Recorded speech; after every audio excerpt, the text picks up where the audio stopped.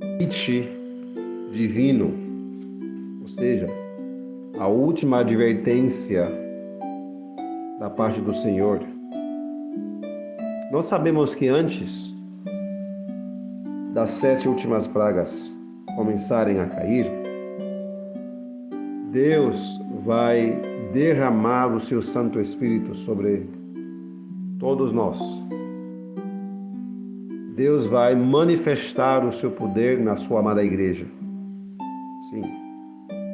Ele vai capacitar o seu povo para que possa dar o alto clamor, a mensagem final, o último convite, isto é, durante a marca da besta. Sim. Isso vai ser o segundo Pentecoste. O primeiro Pentecoste aconteceu lá no ano 31. E o segundo Pentecoste deve acontecer agora nos últimos dias, para encerrar a obra do Senhor aqui na terra. Então, nesse contexto, antes da marca da besta sair, o decreto dominical, uma lei opressora, que primeiro vai sair nos Estados Unidos, depois vai se alastrar no mundo, nações inteiras serão agitadas, o povo de Deus terá que dar o último convite, mas o povo selado. Tá bom? Como estará a igreja? Como estará o povo? Onde vamos levar esse povo? Para onde vamos levá-los? O primeiro texto que vamos estudar está em Jeremias capítulo 3. Vamos lá, Jeremias 3, versos... Pegue sua Bíblia, por favor. Versos 14 a 19, acho que é. Ok. Jeremias 3. Voltai, ó filhos apóstatas, diz o Senhor, pois eu estou casado convosco. Eu estou casado convosco. E vos tomarei um de uma cidade e 2 de uma família, e vos trarei para Sião. Deus resgatando o seu povo, levando para Sião. Você tem que lembrar que os 144.000, depois do seu selamento, João viu eles no Monte Sião, sobre o Monte Sião com o Cordeiro. Então ele diz, eu vos louvarei para Sião. O que mais? E vos darei pastores conforme meu coração, os quais irão vos alimentar com conhecimento e entendimento. Então Deus vai colocar pastores sobre eles para alimentar o seu povo com conhecimento e entendimento. Lógico, essa profecia tem que acontecer nas horas da graça, agora nos últimos dias. Verso 16. E isto acontecerá quando vós fordes multiplicados e aumentados na terra, naqueles dias, diz o Senhor, eles não dirão mais, a arca do Senhor. Um pouquinho. Eles não dirão mais, a arca do Senhor. A arca do pacto, perdão. A arca do pacto do Senhor. Nem isto virá à mente, nem se lembrarão disto, nem a visitarão. Isto não acontecerá nunca mais. Aqui no verso 16, vemos claramente que o cumprimento dessa profecia, o povo se multiplica ainda, né? Tem multiplicação, né?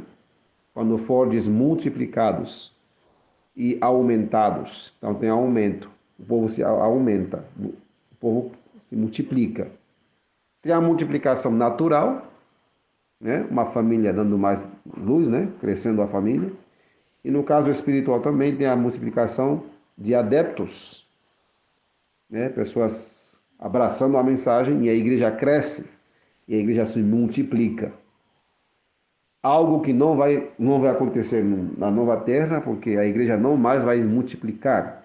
Não haverá mais nascimento e também não haverá mais conversos. ou conversões. Tá bom? Então, verso 14, 15, 16 acontece agora nos últimos dias, na restauração de todas as coisas, certo? Então, naquele tempo, verso 17, naquele tempo eles chamarão Jerusalém o trono do Senhor. Nelas serão reunidas, nela, ou seja, em Jerusalém, serão reunidas todas as nações, em nome do Senhor, a Jerusalém, e não mais andarão após a imaginação do seu coração perverso. Como será chamada Jerusalém? O trono do Senhor. Então o Senhor estará aí. O seu trono estará aí. Lógico, não visivelmente, mas ele estará entre seu povo. Estará entre nós. Sim. E tudo isso acontece nas horas da graça, né? Deus colocando pastores sobre o seu povo, conforme o seu coração, os quais irão alimentar o povo de Deus com conhecimento e entendimento. Na nova terra não vai precisar fazer isso. O próprio Cordeiro de Deus vai nos alimentar. Ele vai mesmo nos dar conhecimento. Não haverá pastores humanos ensinando. Não vai ter mais precisão. Estaremos na eternidade junto ao Cordeiro, fisicamente, literalmente, com o Cordeiro, com os anjos e com o Pai. Bom, lógico, Jeremias 3, esses versos que estamos lendo aqui, são versos ainda futuros que devem acontecer antes do fechamento da porta da graça. Verso 18. Naqueles dias a casa de Judá andará com a casa de Israel, ou seja, as duas casas, né? Os dois antigos reinos que foram divididos estarão juntos para sempre. E eles reunir-se-ão da terra do norte para a terra que eu tenho dado por herança aos vossos pais. Ok? Então tudo isso acontecerá nos últimos dias. Verso 19. Mas eu disse: como te colocarei entre filhos e te darei uma terra agradável, uma terra desejável, né? Agradável, a terra gloriosa, uma herança excelente dos exércitos das nações. Eu disse: tu me chamarás meu pai e não te desviarás de mim. Ok, tudo isso são promessas maravilhosas que Deus fez a seu povo e que vão acontecer agora nos últimos dias. E como será chamada Jerusalém naquele dia? Naqueles dias, ou naquele tempo? O verso 17 diz: Jerusalém será chamada o trono do Senhor. E aí serão reunidas todas as nações. Analisem bem esse texto aqui. Serão reunidas todas as nações ali. Ali. Ok? Isso na Bíblia? Sim. Claro. Já aconteceu? Ainda não. Vai acontecer somente durante o milênio na Terra Nova? Não. Essa aqui não. Essa profecia não. Porque o povo vai se multiplicar, o povo vai aumentar na terra, não no céu, na terra. Na nova terra não haverá multiplicação nem aumento, em questão de números. Ok? O número dos salvos serão completos, ninguém mais vai estar dando à luz e ninguém mais vai estar fazendo proselitismo ou evangelismo, campanha evangelística. Não haverá mais. E naquele tempo, Jerusalém será chamada trono do Senhor. Ok? Agora vamos ver a mesma promessa em Joel capítulo 2. Aliás, Joel capítulo 2 e 3 são profecias para os últimos dias. No capítulo 2 vemos o derramamento do Espírito Santo. Primeiro ele envia a chuva no verso 23, Joel 2, 23. Ele envia a chuva. Então, alegrai-vos, filhos de Sião, e regozijai-vos no Senhor, vosso Deus, e ele vos dará a chuva temporã moderadamente, E ele fará descer sobre vós a chuva temporã e a serôdia no primeiro mês. Primeiro ele envia a chuva de doutrinas, da palavra de Deus, das suas falas, da sua mensagem, suas doutrinas.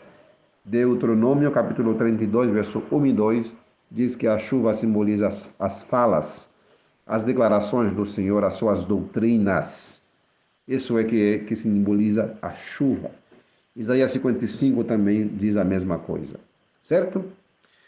Então, depois de enviar a chuva, o verso 28 diz: e acontecerá que depois, ou seja, depois de enviar a chuva, do verso 23, derramarei o meu espírito sobre toda a carne, e vossos filhos e vossas filhas profetizarão, os vossos velhos sonharão sonhos, e os vossos jovens verão visões.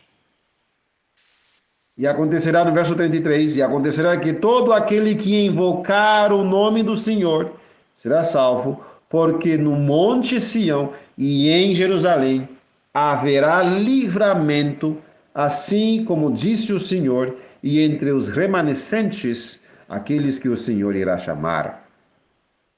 Lógico, haverá livramento onde? No monte Sião e em Jerusalém. Naquele tempo, como será chamada? Como será chamada Jerusalém? Jerusalém será chamada o trono do Senhor. Nela serão reunidas todas as nações. Então, aqui, Jeremias 3, verso 17, tem sua contraparte no verso de Joel, capítulo. Sua contraparte em Joel, capítulo 2, verso 32. Haverá livramento em Jerusalém e em Sião. Todo aquele que invocar o nome do Senhor será salvo. Tudo isso acontece onde? Na terra e ainda em tempo de graça.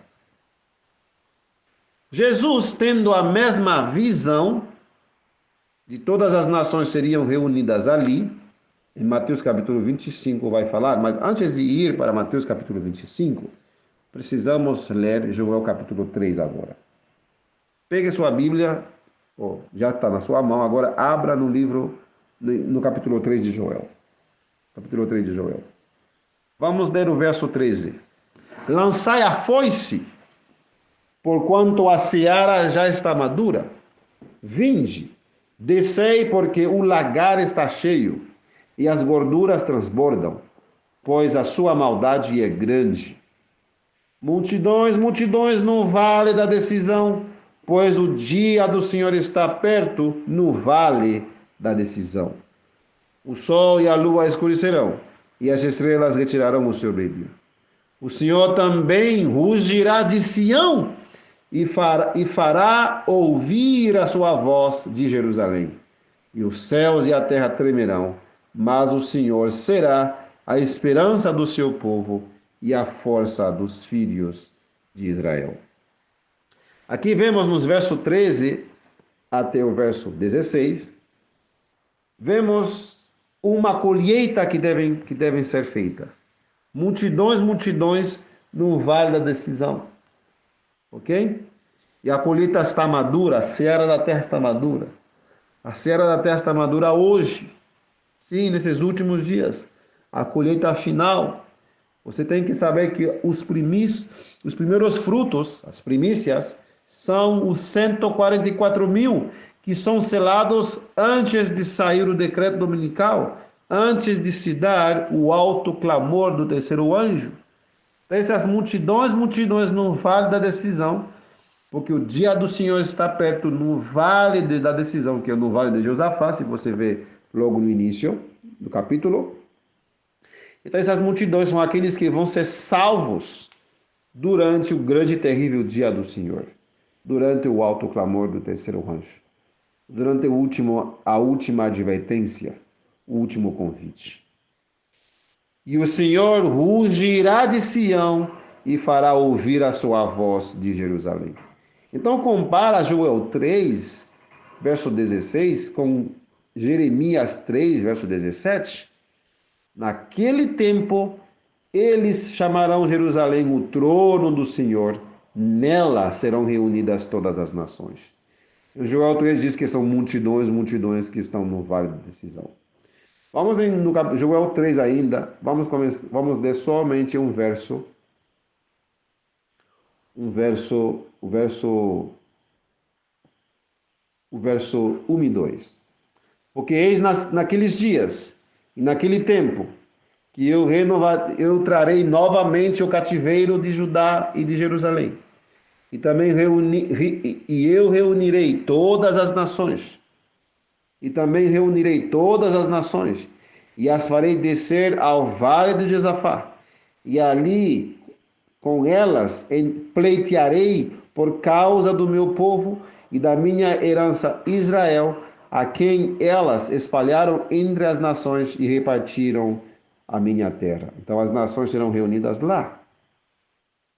E nessas nações já haverá um grupo que vão se decidir servir ao Senhor, estão no vale da decisão, tomando suas decisões, a decisão de servir ao Senhor ou a decisão de não servir, a decisão de abraçar a lei de Deus, o verdadeiro sábado da criação, desde Gênesis capítulo 1 e 2, o verdadeiro sábado, e o sábado espúrio, a guarda do domingo, com força de a lei dominical, que vai vir dos estados. Então essas multidões no vale da decisão estará, como diz a palavra de Deus, no Monte Sião, porque no Monte Sião e em Jerusalém haverá livramento. Assim também como o Senhor vai chamar entre os remanescentes, né? Lógico, Jerusalém e Sião, geográfica, terão um papel determinante nesses últimos dias. E serão chamados o trono do Senhor. Irá você aceitar, não sei qual é a sua opinião sobre esses textos, como o que você acha, né? São textos que vão acontecer ainda em tempo de graça, antes do derramamento das 7 últimas pragas. Tanto assim, Joel capítulo 2 diz que haverá livramento ali, somente ali, no Monte Sião e em Jerusalém e entre os remanescentes que o Senhor irá chamar. Então, Joel capítulo 3, voltando no verso 16 e 17 que nós estávamos lendo, vemos que Deus vai reunir as nações ali, ok? Tem multidões no vale da decisão, ok? Outro profeta que falou as mesmas coisas antes de entrar em Mateus, onde Jesus vai repetir a mesma profecia. Só que nós colocávamos essa profecia como a vinda visível, gloriosa do Senhor, porque no geral o povo não sabia dessa vinda do Senhor para estar com o seu povo durante o alto clamor. O povo não sabe disso. O povo só acha que Jesus vai voltar, só isso, e voltará nas nuvens. Mas não é só. Tem a vinda, a visita dele antes de. Visita para purificar a sua igreja. E também a sua visita, essa mesma visita continuará com os santos, né? Sim, durante o alto clamor. Sim, sim. Jeremias diz que Jerusalém será chamada o trono do Senhor. Então, vai estar aí o trono do Senhor e o Senhor vai estar seu trono e o próprio Senhor não vai estar? Não tem lógica. E estará com a gente? Estará com a gente? Sim, sim, sim. Oh, sim, meus queridos. Então, Jesus estará com os 144 mil. Estará com aqueles que estarão chegando da grande multidão de todas as outras igrejas. Não somente com os 144 mil, mas com todas aquelas ovelhas que estarão saindo da Babilônia e vêm fazer parte da igreja remanescente. E haverá unicamente um rebanho e um só pastor, pastor Jesus Cristo. Isso é muito, muito profundo, muito, muito profundo. Vamos continuar aqui. Temos ainda muito, muito material para analisar hoje. É um estudo muito profundo, um dos mais profundos. Muito, muito profundo. Ok, continuando, vamos ler agora Zacarias. Zacarias capítulo 2.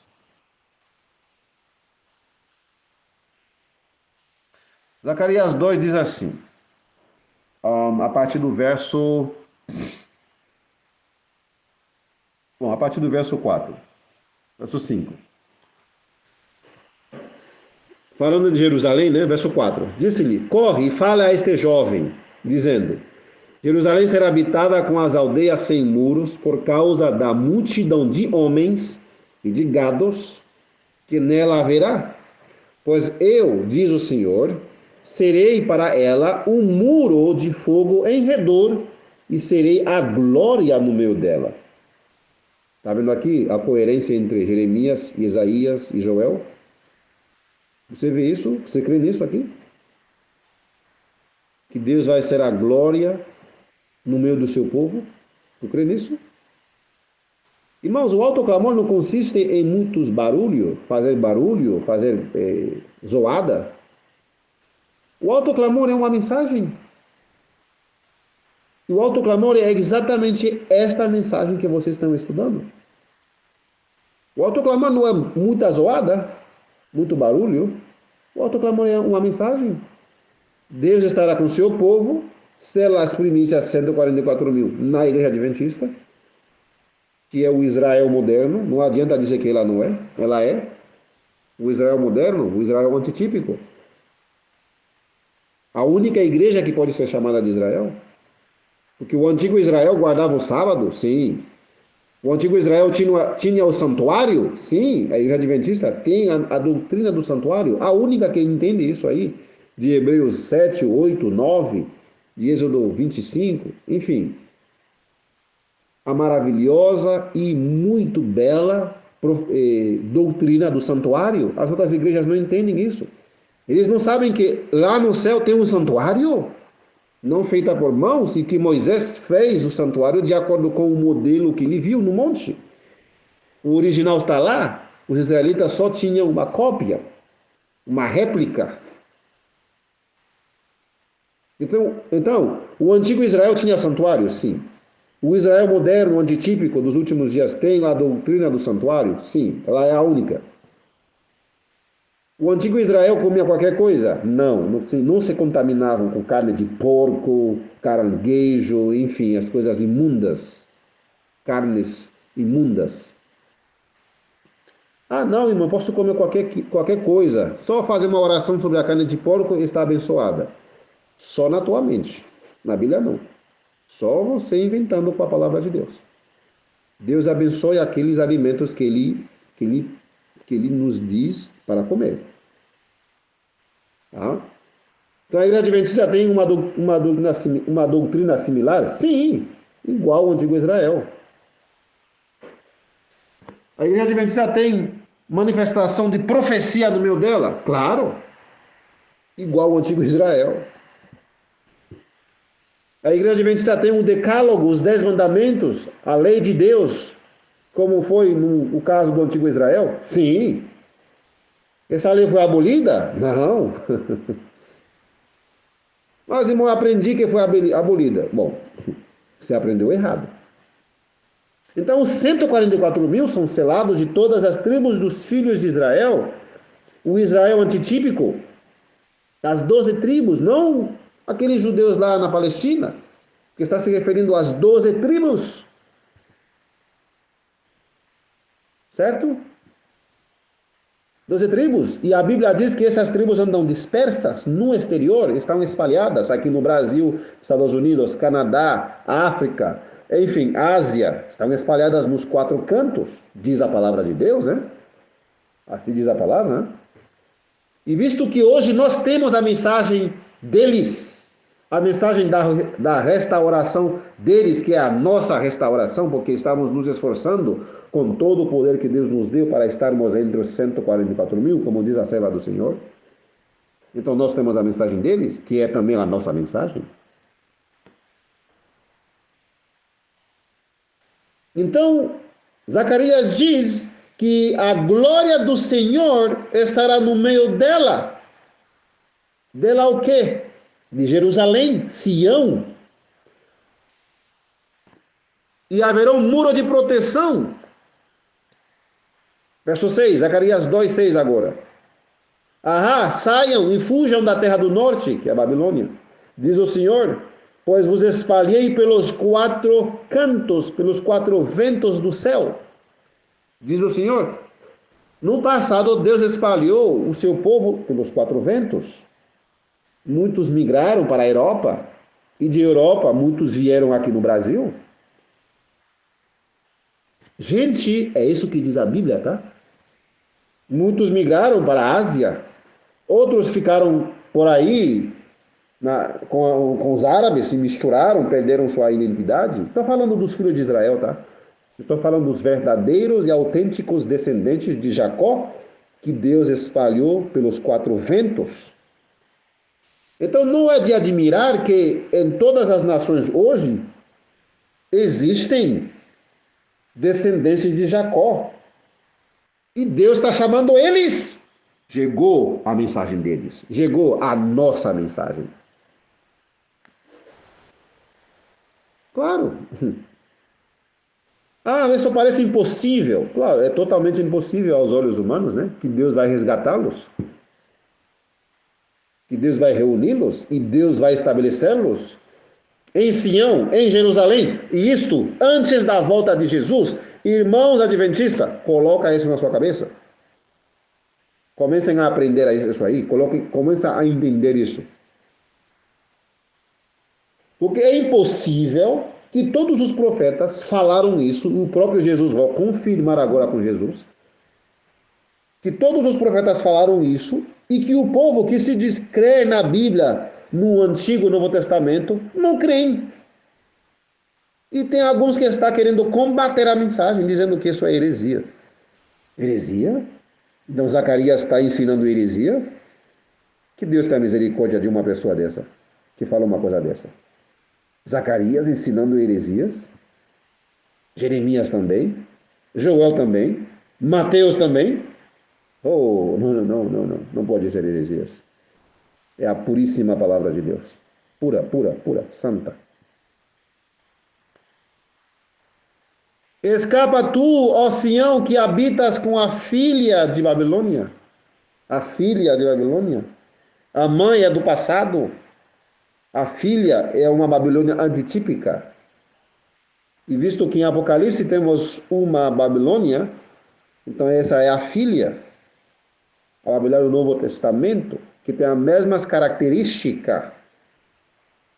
Então tem um Israel antitípico? Sim. Nos últimos dias? Sim. Igreja Adventista do sétimo dia.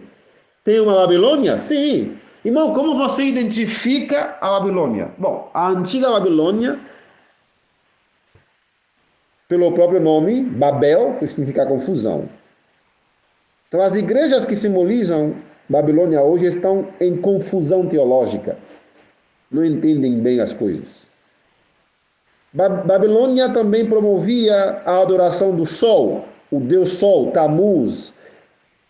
E temos agora, nos últimos dias, umas igrejas que se identificam com Babilônia, com a adoração do sol. Em especial, Sunday, domingo, dia do sol. A Babilônia também se identifica com uma soberba contra Deus. Uma soberba. Era soberba, arrogante. Sim, sim.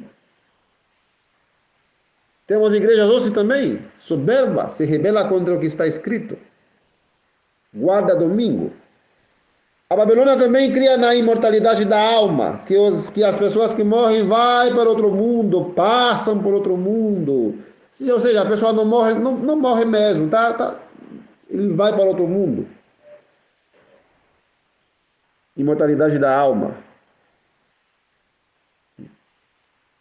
Isso não está na Bíblia? A Bíblia diz que a alma que pecar, esta morrerá. Então a alma é mortal mesmo. E a alma somos nós somos alma. Não temos uma alma, somos uma alma. Gênesis capítulo 2, gente, isso é bem claro. Na hora que Deus criou Adão e Eva, o boneco estava lá no chão. A matéria, barro, estava lá no chão sem vida. E o fôlego de vida que vem de Deus entrou nas suas narinas e se tornou uma alma vivente. Adão não tinha uma alma. Adão era Uma alma. Adão e Eva. Nós somos uma alma. Mas a Babilônia ensina a imortalidade da alma e a santificação do falso dia de descanso, que é o dia do sol. Então tem uma Babilônia antiga e tem uma moderna, com as, com as mesmas características. Só que, né, é moderna hoje, por isso Zacarias a chama da filha da Babilônia. E Deus vai ter que chamar o seu povo a sair de lá. Por acaso não é o mesmo chamado de Apocalipse 18? Sai dela, povo meu, sai da Babilônia. Não é o mesmo? Não é o alto clamor? Mas eles vão sair para onde? Para vir para... Vão sair de onde para vir para onde? Segundo a Bíblia, segundo os profetas, eles vão vir para Sião, né? Joel diz que todas as nações serão reunidas lá. Jeremias diz que lá será chamado o trono do Senhor e Deus vai reunir todas as nações lá e nela serão reunidas todas as nações. Não na nova terra. Aqui, Jeremias 3, Zacarias 2, Joel 2 e Mateus 25 não tem nada a ver com nova terra. Gente, pelo amor de Deus, aprendam o que diz a Bíblia. Desaprendam as heresias que homens não inspirados botaram na cabeça do povo de Deus. Nós não somos de Babilônia, então não deve existir confusão teológica de doutrinas na cabeça dos irmãos adventistas. Nós somos o povo de Deus, nós cremos nos profetas, temos os escritos inspirados da serva do Senhor, temos. Somos a igreja que tem a luz. Não somos qualquer um, somos o povo de Deus. Sim. Assim diz o Senhor, né? Escapa tu, ó Sião, que habitas com a filha de Babilônia, sai dali. Pois assim diz o Senhor dos Exércitos, depois da glória ele me enviou às nações que vos despojaram, porque aquele que tocar em vós, toca na menina do seu olho, não, na menina dos olhos do Senhor. Porque eis que levantarei minha mão sobre eles, e serão despojo para seus servos, e vós sabereis que o Senhor dos Exércitos me enviou. Canta e alegra-te, ó filha de Sião. Tem uma filha de Babilônia e uma filha de Sião. Interessante, né? Porque a antiga Sião, o antigo povo, é os nossos antepassados, né? E visto que a igreja cristã nasceu em Sião, então a igreja cristã é a filha de Sião, nasceu lá, nasceu em Jerusalém. Aliás, todos os discípulos, os apóstolos, inclusive Jesus, são literalmente filhos de Sião, nasceram em Sião, nasceram em Jerusalém, nasceram lá, na Terra Santa. E a igreja nasceu lá. Olha, a igreja não nasceu em Brasília, ou em Roma, ou em Londres, ou em Paris. A igreja nasceu em Jerusalém. Então ela é devidamente chamada filha de Sião. Ela é a Sião típica. A Sião de hoje. Nós somos esse povo. Assim, é? Porque eis que venho e habitarei no meio de ti, diz o Senhor. O Senhor diz que vai vir e vai habitar em meio de Sião. No alto clamor, Jesus estará conosco. Como você diz que isso não é alto clamor? Verso 11. E muitas nações se unirão ao Senhor naquele dia, na hora de ele vir e ficar em Sião, habitar em Sião. Sião será chamada o trono do Senhor e todas as nações serão reunidas ali. É isso que diz, né? Amém? Glória a Deus. Eu não tenho nada para acrescentar aí. Eu simplesmente estou lendo, eu estou comparando profeta com profetas. Profeta e com profetas. Um pouco ali, um pouco aqui, um pouco ali. E muitas nações se unirão ao Senhor naquele dia e serão o meu povo, e habitarei no meio de ti, e saberás que o Senhor dos exércitos me enviou a ti. Quem é esse ti aí? Filha de Sião. Quem é esse filha de Sião? Você e eu. A Sião moderna, a Jerusalém moderna, a igreja do Senhor agora. A igreja que pode ser a única que pode ser chamada de Israel, que tem as mesmas doutrinas do antigo Israel, que é a igreja adventista. Sim, sim. Amém por isso. E habitarei no meio de ti, e muitas nações naquele dia se unirão ao Senhor. Lembra quando Zacarias escreveu isso? Algumas nações queriam se juntar aos judeus, porque é o templo lá, é o contexto histórico de Zacarias. Ele estava lá na reconstrução do templo, dos muros, etc. Né? O povo estava voltando. Zacarias, Ageu, enfim. Inclusive, os samaritanos queriam se juntar ao povo na reconstrução do templo. E os judeus diziam, não, não, não, não queremos. Só nós, somente nós vamos reconstruir. Então, nenhuma nação se juntou a eles. E esse fato histórico é conhecido pelos estudiosos da Bíblia.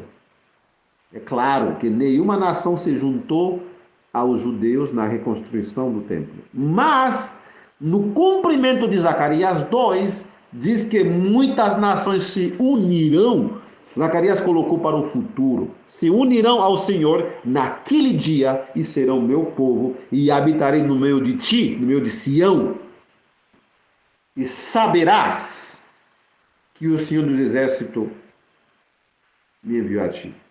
Agora, você vai ver que essa Sião não é simbólica, é geográfica,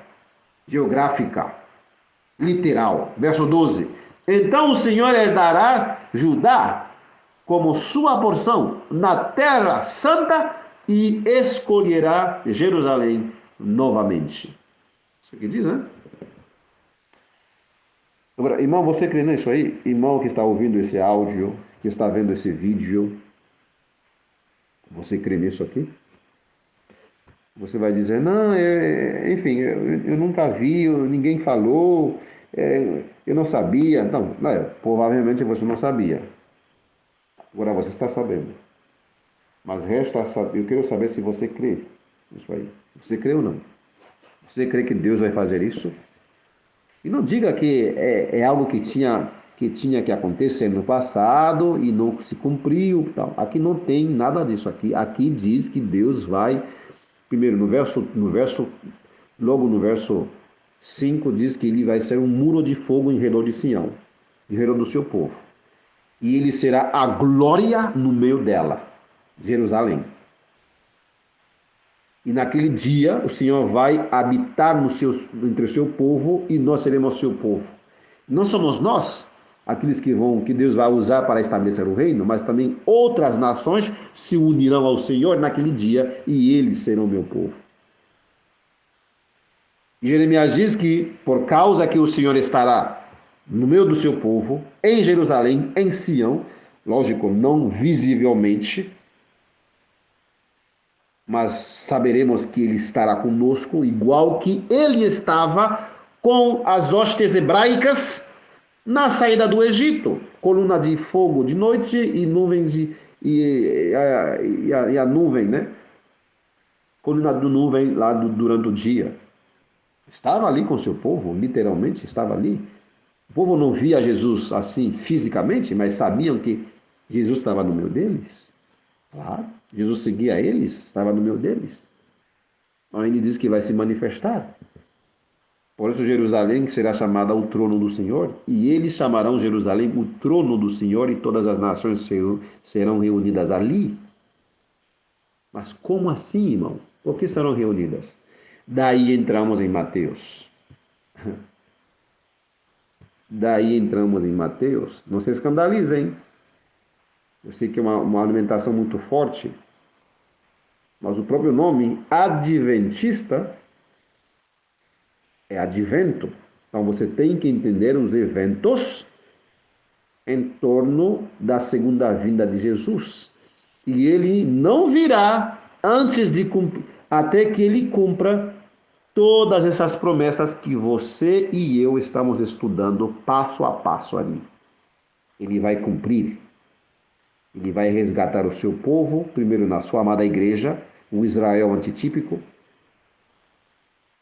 Nós sabemos, infelizmente, que na igreja do Senhor hoje existe muito joio, muitos irmãos adventistas que não querem nada com nada, não querem reformas, não querem o céu, na verdade. O céu não está no coração deles. É o joio no meio do trigo, na igreja do Senhor, no campo, a igreja. Mas também dentro dessa amada igreja, dessa igreja que nós amamos, tem também o remanescente, o fiel trigo, que suspira, que geme, aqueles que têm um céu no coração, na mente, aqueles que querem ser selados, aqueles que querem ser parte das primícias, 144 mil primícias israelitas. E eu ouvi o número daqueles que foram selados, e foram selados 144 mil de todas as tribos dos filhos de Israel. De Judá, 12 mil, de Gad, 12, de Ruben, 12 mil, de Gad, 12 mil, Azer, Zebulon, Naftali, José, Benjamim, etc. 12 mil, 12 mil, 12 mil, e dá exatamente 144 mil filhos de Israel, antitípicos, Israel dos últimos dias, a igreja do Senhor hoje. Leia Apocalipse capítulo 7, verso 1 a 8. Sim, meus queridos. Então Deus vai estabelecer o seu povo, vai estabelecer o seu reino, e estabelecendo esse reino, Sião, Jerusalém será chamada o trono do Senhor, e estará entre eles. Deus estará no meio do seu povo, gente. E onde estiver o Senhor, aí está também o seu trono. Ele é o Rei dos Reis. Ele é a majestade do céu. Onde quer que ele se assenta, aí está o seu trono. Ele estará com a gente. E habitarei no meio de ti. E naquele dia, muitas nações se unirão ao Senhor. Então é tempo de graça. Jesus estará no meio do seu povo. E as nações serão reunidas ali. Ok, vamos lá. Mateus 25, verso 31. Quando o Filho do Homem vier em sua glória, e todos os anjos com ele, então se assentará no trono da sua glória. E diante dele serão reunidas todas as nações. Olha, Jeremias, né? Todas as nações. E ele separará uns das outras, como o pastor separa suas ovelhas dos bodes. Olha, as pessoas pegam isso e colocam na volta de Jesus, que ele vai vir e vai fazer a separação. E tem muitas pessoas que acabam sendo enganadas, crendo que será assim. Jesus vai vir, aí que vai fazer a separação. Gente, isso está totalmente fora da Bíblia. Jesus diz: eis que venho sem demora, e meu galardão está comigo. Ele não vai dizer o que significa isso. É que antes de ele vir, ele já fez tudo, está todo preparado, está todo separado. Separação do trigo e joio, tanto na igreja adventista, que é aí que começa a separação, com Ezequiel capítulo 9. Deus vai selar todos aqueles que suspiram, que gemem, por causa de todas as abominações praticadas na sua amada igreja, e destruirá todos os Acãs. Isso não é na volta de Jesus. Isso é antes. Ezequiel 9 é antes do alto clamor. Porque o Ezequiel 10 vai dizer que é a mão do Senhor no trabalho, na obra. Primeiro ele purifica a igreja e depois continuará essa separação no mundo. E agora, no trono da sua glória. E as pessoas acham que é a volta de Jesus, que ele vai vir, vai se assentar no trono e aí vai fazer uma separação. Gente, isso é totalmente ilógico. Jesus não virá fazer separação, ele tem que fazer a separação antes de. Na verdade, a separação será feita como? Na pregação do Evangelho. Sim. Ah, sim, sim, sim. E ele separará uma das outras, como o pastor separa suas ovelhas dos bodes, ou seja, as ovelhas estavam misturadas com os bodes. Você acha que na volta de Jesus, no reino haverá bodes e ovelhas? Então, se isto é assim, então a verdade do reino não tem nada, não tem como. Não tem como. Se Deus vai estabelecer o seu reino, lá em Jerusalém, em Sião, vai reunir todas as nações ali, multidões, multidões no vale da decisão, e daí vai passar o tempo da graça, e daí vai ficar um reino misturado com ovelhas e bodes, e só na volta de Jesus ele tira os bodes aí do reino. Oh, que ingênuo seria isso, né? E que antibíblico também, né? O povo lê esse texto isolado dos profetas. Isolado de Jeremias, um texto isolado de Zacarias, isolado de Jeremias, de Ezequiel, isolado de Zacarias, enfim, isolado dos profetas. Jesus não está repetindo alguma coisa nova, ele está dizendo o que os profetas falaram. A reunião de todas as nações ali é através da mensagem do reino, e aí vai separar.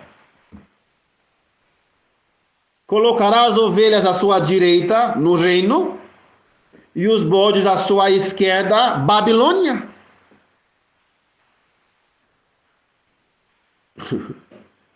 Os que vão abraçar a marca da besta, esquerda, Babilônia. O mundo com a sua perdição. E os que vão dizer não, durante o alto clamor, à sua direita. Então o rei dirá aos que estiverem à sua direita: vinde, benditos do meu Pai, herdai o reino que vos está preparado desde a fundação do mundo. Porque eu tive fome, deste-me de comer, eu tive sede, deste-me de beber, eu era um estrangeiro, me acolheste, despido, me vestiste, eu estava enfermo, me visitaste, eu estive preso e fostes até mim.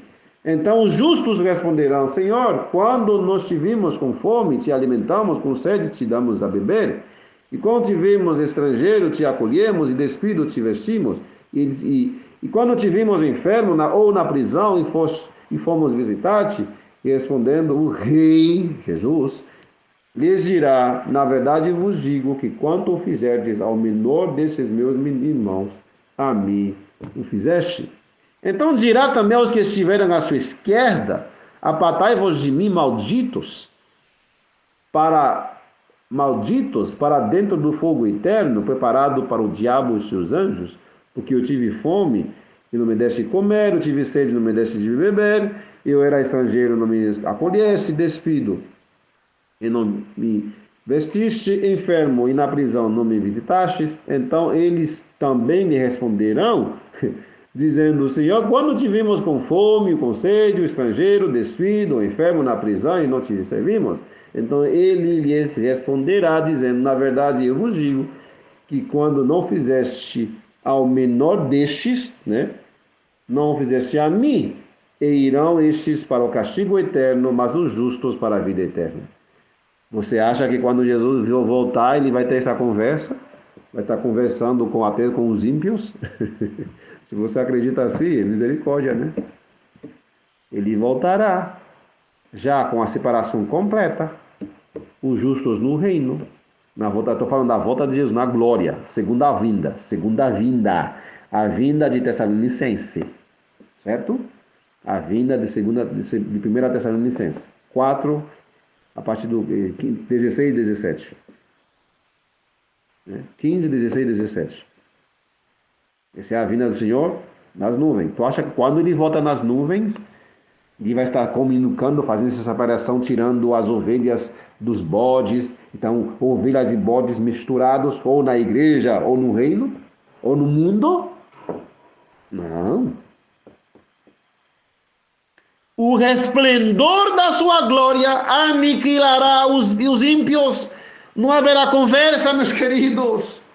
Conversa, olha, eu estava nu, tu não me visitaste, e os ímpios até vai responder, Senhor, quando vimos isso aqui? Não, não, não. O resplendor da glória do Senhor vai aniquilá-los, enquanto os justos, segundo 1 Coríntios 15, os justos vivos serão transformados em um fechar e abrir de olho, em um piscar de olho. Transformados. E os ímpios aniquilados. Além disso, os ímpios não vão, os justos, as ovelhas, não estarão misturadas com os bodes. Por quê? Haverá a lei dominical, gente. Separação completa. Separação dos ímpios. Os ímpios serão tirados da igreja, com Ezequiel 9. E o alto clamor vai tirar o trigo, os justos, da Babilônia. Então haverá dois grupos mesmo, serão reunidos ali. É o alto clamor que vai reunir todo mundo. Perante a glória do Senhor, perante o trono do Senhor, Jerusalém, Jerusalém, literal, física, aqui, antes da volta de Jesus, Jeremias 3, Zacarias 2, Ezequiel, Joel 3, enfim, os profetas, Ezequiel 12, Ezequiel 36, Isaías 11, enfim, a Bíblia inteira, né? A Bíblia inteira. Mas, irmão, eu nunca aprendi assim, nunca... Então, você está aprendendo certo. Porque se você interpreta Mateus 25 dizendo, olha, essa é a volta de Jesus, a segunda vinda de Cristo, ele vai vir, aí que ele vai separar as ovelhas dos bodes. Já pensou uma coisa dessa? Separar as ovelhas dos bodes? As ovelhas estarão misturadas com os bodes, junto, nas famílias, no trabalho, nas igrejas? Aham. Como assim? Não entendi. Ovelhas e bodes na igreja, na volta de Jesus? Ok, vamos ver mais uma evidência para finalizarmos. Por isso eu falo assim, gente, o alto clamor não é muito barulho. Alto clamor é uma mensagem. E a mensagem que vocês estão ouvindo é a mensagem do alto clamor. Tá bom? É a mensagem. É uma coisa nova, até para alguns, né? Alguns que fazem tempo que estudam. Mas um pouquinho cada dia, né? Um pouquinho cada dia. Ok. Como estará a igreja na volta de Jesus? Me diga, como estará a igreja? Vamos ver como estará a igreja. Vamos deixar que a Bíblia diga como estará a igreja na sua volta. Não nessa vinda de Mateus 25, que é a mesma vinda de Ezequiel 3, que é a mesma vinda de Malaquias, de Ezequiel 9, perdão, a mesma vinda de Ezequiel 9, né?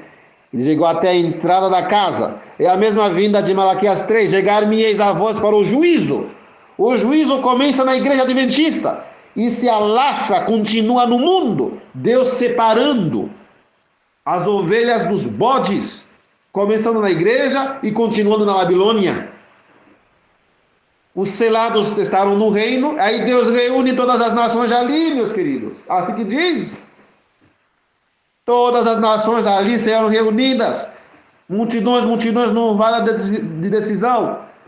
Jerusalém, Sião vai ser o foco principal. Ou você quer ir lá, escapar do juízo do Senhor, abraçando a palavra de Deus, a verdade do Senhor, ou querer ficar lá na Babilônia, à esquerda, ou no reino, à direita. Separação completa. A única separação que Jesus vai vir quando ele voltar, sabe o que vai fazer? Vai tirar suas ovelhas não dos bodes, não haverá nenhum bode ali. Vai tirar-nos deste mundo. E os bodes serão aniquilados. Nada de conversa, Senhor e tal.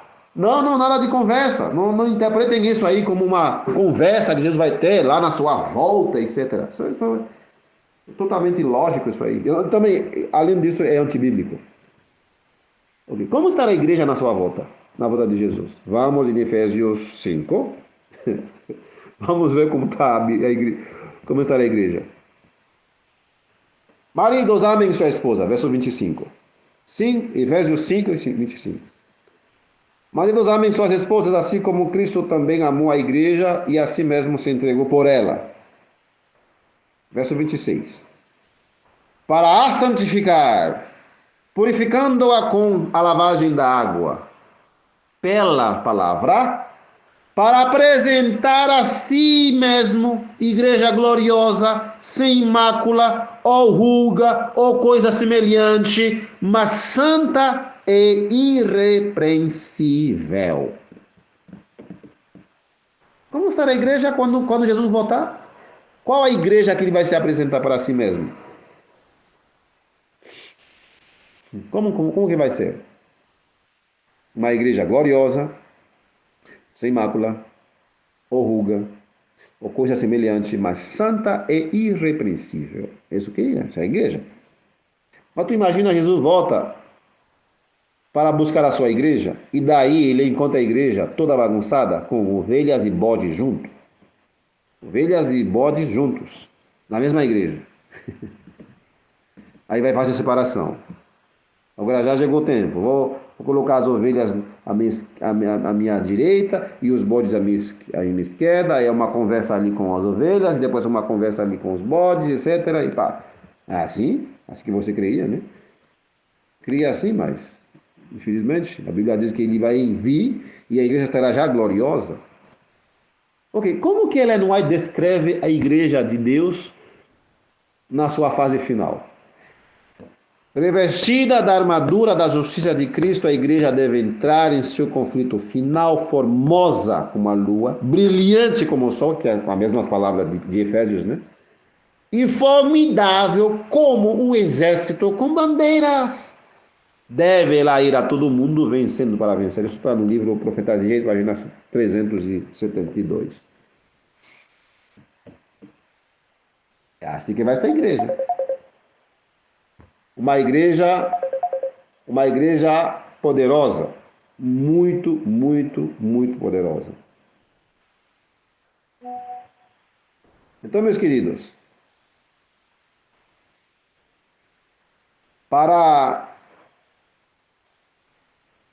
interpretarmos bem essas profecias, precisamos pegar a Bíblia, usar as 14 regras de interpretação do Adventismo. E diz, quando você vai falar de um assunto, pega todas as passagens, junta elas e você vai ter uma verdade sólida. Não pega Mateus 25 isolado do contexto escatológico dos próprios profetas bíblicos. Essa é a mensagem do alto clamor, desde a visão bíblica, profética, mas esses 2 dias nós estávamos lendo o livro Grande Conflito, página 38. Você vai complementar dessa visão dos profetas com o livro Grande Conflito. Vai complementar. Não tenta botar eles em conflito. Harmoniza, complementa. A Bíblia se complementa. Certo? Essa é a mensagem de Deus para você. É a verdadeira mensagem do alto clamor. Finalizamos com outro profeta bíblico, que vai ser bem rápido. Não podemos deixar esse que fala do tema, né? Ele que resume, no caso, né? Isaías 66. Isaías 66, que é o último capítulo do livro. Vamos ler o verso 19. Eu colocarei um sinal entre eles. Entre eles quem? Aqueles que estão hoje na igreja do Senhor. E enviarei os que deles escaparem às nações. Então são os escapados. Escapam de quê? Eles escapam do quê? Do juízo do verso 15 a 16 do mesmo capítulo 66 de Isaías. Para Tarsis, Pud, Lude, que Desanarco, para Tubal e Javã, para as ilhas bem longe, que não têm ouvido minha fama, nem têm visto minha glória, e eles anunciarão a minha glória entre os gentios. E eles trarão todos os vossos irmãos para uma oferta ao Senhor, proveniente de todas as nações, sobre cavalos e carruagens e liteiras, sobre mulas e dromedários, para meu santo monte Jerusalém. Diz o Senhor, como os filhos de Israel trazem uma oferta em um vaso limpo à casa do Senhor. Olha, coisa maravilhosa. Os que escapam são enviados como missionários a todas as nações. Eles trarão uma grande multidão. Vão trazer todos os nossos irmãos como uma oferta proveniente de todas as nações. Para onde vão trazê-las? Todas as nações. Para onde? A Bíblia diz em Jerusalém, hein? Para o meu santo monte Jerusalém.